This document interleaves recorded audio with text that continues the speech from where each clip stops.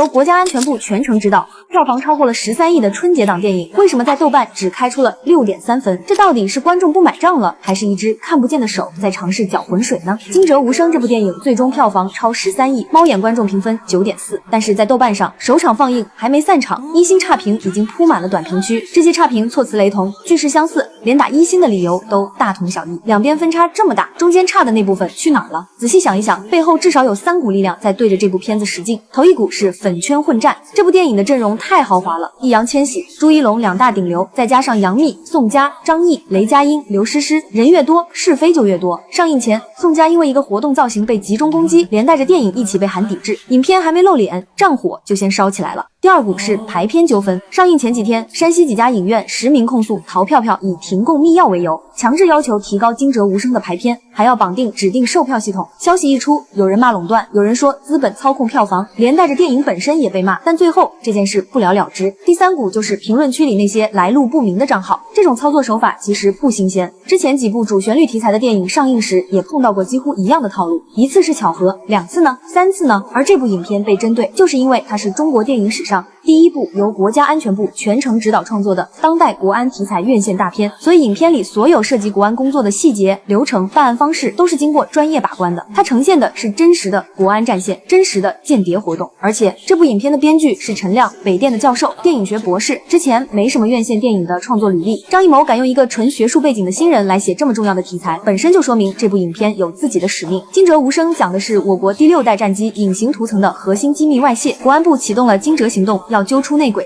捣毁境外间谍网络。但他讲的方式跟以前的谍战片完全不一样。以前的间谍片，间谍都是西装革履的007，深藏不露的老特工，不会影响普通人的生活。但惊蛰无声告诉我们，间谍很可能就是你旁边加班的同事，是给你送外卖的骑手，是地铁里跟你擦肩而过的路人。朱一龙饰演的黄凯是技术队的骨干，业务能力强，前途一片光明。就因为婚姻出了问题，被杨幂演的白帆趁虚而入，先是情感关怀，然后是视频威胁，一步一步拉下水。从隐瞒小错误到最后彻底叛国，易烊千玺演的严迪表面上看着像个沉默寡言的年轻干警，实际上是潜伏了5年的双面卧底，一直在反向给境外输送假情报。影片里没有多少枪战追逐的场面，大部分就是人和人之间的心理博弈。他告诉我们，真正的间谍战不是打打杀杀，是悄无声息的渗透，而这样的手段居然被神秘力量同样施加在了这部影片上。打掉一个民族的警觉，比偷一份机密文件划算多了。片名里惊蛰这个节气是春雷把冬眠的虫子叫醒的意思，可当代的战争恰恰是无声的。这部影片最大的价值